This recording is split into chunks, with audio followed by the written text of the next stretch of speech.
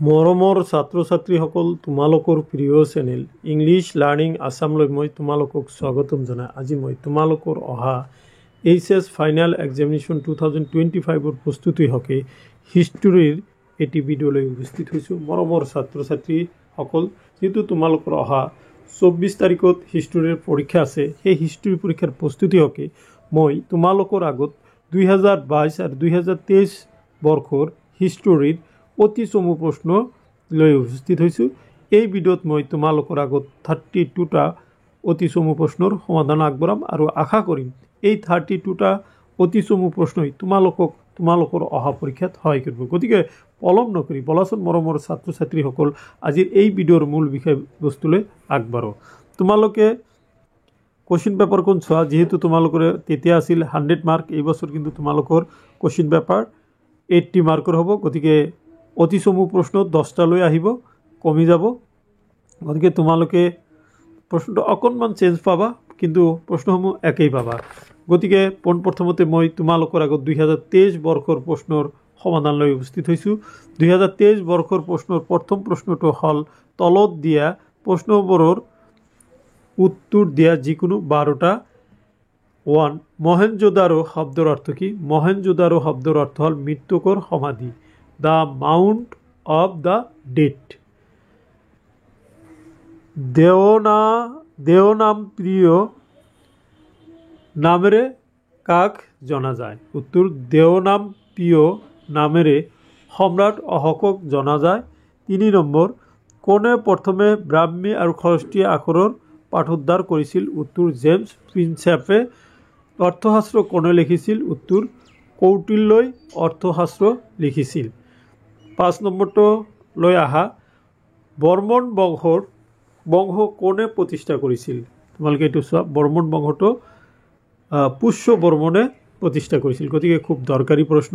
এইখিনিতে মই তোমালোকক জনাব পাই সুখী হৈছোঁ যে ইতিমধ্যে মোৰ চেনেল ইংলিছ লাৰ্ণিং আছামত আজি অনুষ্ঠিত হোৱা এইচএছ ফাইনেল এক্সামিনেশ্যন 2025ৰ পলিটিকেল সায়েন্সৰ কুৱেশ্যন পেপাৰ তোমালোকে সলিউশ্যন সহ পাবা। আৰু ক্লাছ 10ৰ যিটো গণিতৰ পৰীক্ষা আছে আজি, সাধাৰণ গণিত, তাৰো ভিডিঅ' অলৰেডি আপলোড কৰা হৈছে। গতিকে তোমালোকে সেইখিনি চাবা বুলি আশা ৰাখিলোঁ। নেক্সট প্ৰশ্ন 6 নম্বৰৰ প্ৰশ্নলৈ আহা, চিত্ৰকলাক যাদুকলা বুলি কোনে অভিহিত কৰিছিল? দেখা, চিত্ৰকলাক যাদুকলা বুলি আবুল ফজলে অভিহিত কৰিছিল। গতিকে চিত্ৰকলাটোক যাদুকলা বুলি আবুল ফজলে কি কৰিছিল? অভিহিত কৰিছিল।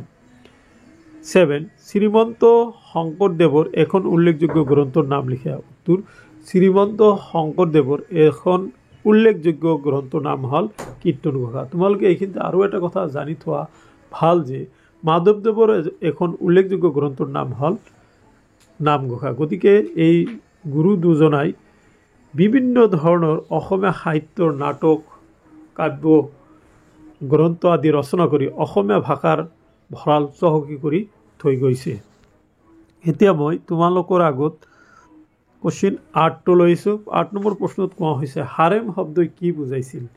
হাৰেম শব্দই কি বুজাইছিল? এইটো একচুৱেলি মোগলে ইউজ কৰা এটা ভাষা। মোগলসকলে পাৰিবাৰিক ক্ষেত্ৰত হেৰেম বা হাৰেম শব্দটো প্ৰায় ব্যৱহাৰ কৰিছিল।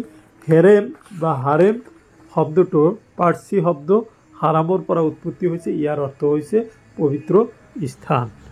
নিশ্চয় তোমালোকে গম পাইছা যে মোগলসকলে হাৰেম শব্দটো ব্যৱহাৰ কৰিছিল, আৰু এই হেৰেম বা হাৰেম শব্দটো হাৰাম শব্দৰ পৰা আহিছে, যাৰ আমাৰ অসমীয়াৰ অৰ্থ হ'ল পবিত্ৰ স্থান। এতিয়া প্ৰশ্ন 9 নম্বৰলৈ আহা, গুৰু নানকৰ জন্ম ক'ত হৈছিল? উত্তৰ, গুৰু নানকৰ জন্ম পঞ্জাৱ প্ৰদেশৰ ৰাভি নদীৰ পাৰৰ নানক চাহিব নামে গাঁও এখনত হৈছিল। মহানৱমী দিব্যা কি? মহানৱমী দিব্যা হ'ল এখন বিশাল আকাৰৰ মঞ্চ। ই প্ৰায় 11,000 বৰ্গৰ এটা ভেটিৰ ওপৰত বিস্তৃত আৰু ইয়াৰ উচ্চতা আছিল 40 ফুট বৰ্গ। তাৰপিছত মোগল সাম্ৰাজ্যৰ শেষজন সম্ৰাট কোন আছিল? উত্তৰ, মোগল সাম্ৰাজ্যৰ শেষজন সম্ৰাট আছিল বাহাদুৰ শাহ। তাৰপিছত তোমালোকে 12 নম্বৰ প্ৰশ্নলৈ সত্য বিলোপ নীতি কোনে প্ৰৱৰ্তন কৰিছিল? লৰ্ড ডেল হাউচে সত্য বিলোপ নীতি প্ৰৱৰ্তন কৰিছিল। 13 পাকিস্তান নামটোৰ ৰূপ কোনে দিছিল? পাকিস্তান নামটোৰ ৰূপ চৌধুৰী ৰহমত আলীয়ে দিছিল। ভাৰতীয় জাতীয় কংগ্ৰেছ কেতিয়া গঠন হৈছিল?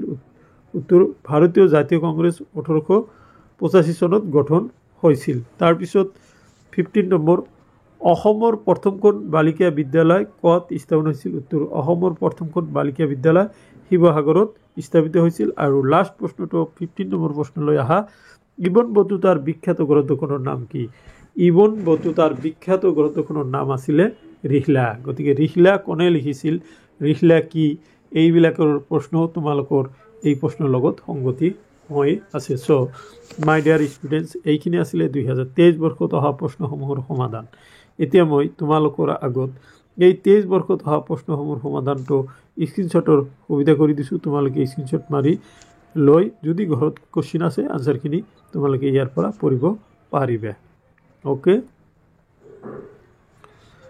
ওকে দেখা হাৰিম শব্দৰ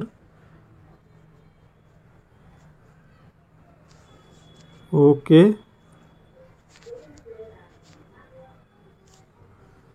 ওকে এইখিনি আছিলে 2023 বৰ্ষৰ প্ৰশ্ন। এতিয়া মই তোমালোকৰ আগত 2022 বৰ্ষৰ প্ৰশ্নটো আলোচনা কৰিম। এইখন আছিলে 2022 বৰ্ষৰ প্ৰশ্ন। 2022 বৰ্ষত কি কি প্ৰশ্ন আহিছিল তোমালোকে অলপ চাই লোৱা আৰু তাৰ উত্তৰসমূহ চাই ল'বা। তোমালোকে পাহৰি নাযাবা, উত্তৰসমূহ স্ক্ৰীনশ্বটৰ সুবিধা কৰি দিম। কুৱেশ্যন নম্বৰ 1, তলত দিয়া প্ৰশ্নসমূহৰ উত্তৰ দিয়া যিকোনো 12টা হিন্দু সভ্যতা প্ৰথমে ক'ত আৱিষ্কাৰ হৈছিল? উত্তৰ হিন্দু সভ্যতা প্ৰথমে হৰপ্পা আৰু মহেঞ্জোদাৰোত আৱিষ্কাৰ হৈছিল। প্ৰথম মহাজন পথখনৰ নাম লিখা। প্ৰথম মহাজন পথখনৰ নাম আছিল মগধ। হৰপ্পা সভ্যতাৰ স্থানসমূহত পোৱা এবিধ শস্যৰ নাম লিখা। এইটো তোমালোকে ঘেঁহু দিব পাৰা। আৰু আছিলে তাৰপিছত চকৰি ফেটি বুৰঞ্জী কোনে লিখিছিল? চকৰি ফেটি বুৰঞ্জী নুমলী বৰগোহাঁয়ে লিখিছিল।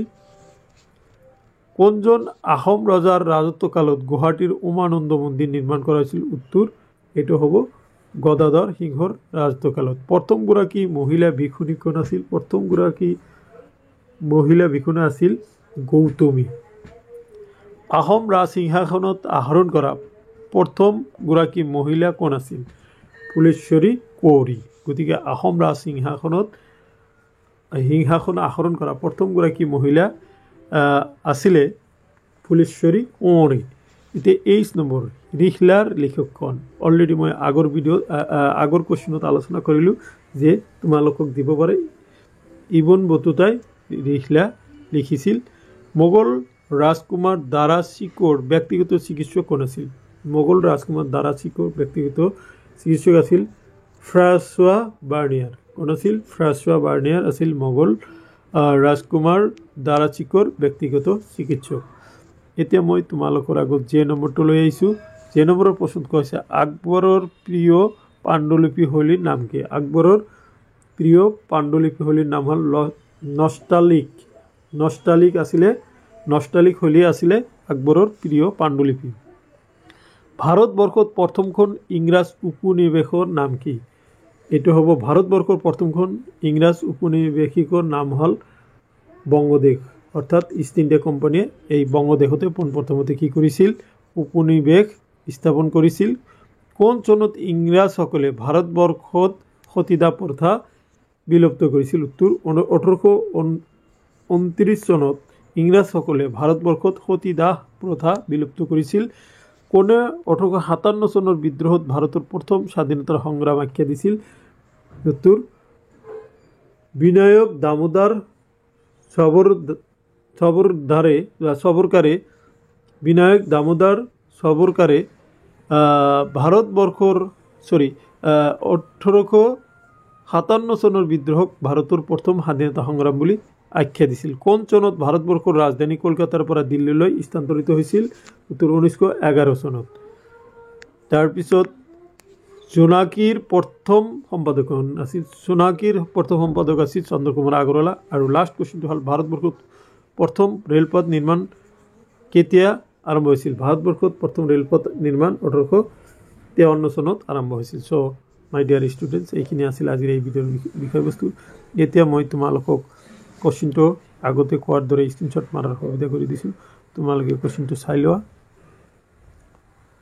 ওকে চ' মাই ডিয়াৰ ষ্টুডেণ্টছ এইখিনি আছিল আজিৰ এই ভিডিঅ'ৰ বিষয়বস্তু আশা কৰিছোঁ আজিৰ এই ভিডিঅ'ৰ বিষয়বস্তুখিনিয়ে তোমালোকক সহায় কৰিব থেংক ইউ ফৰ ৱাচিং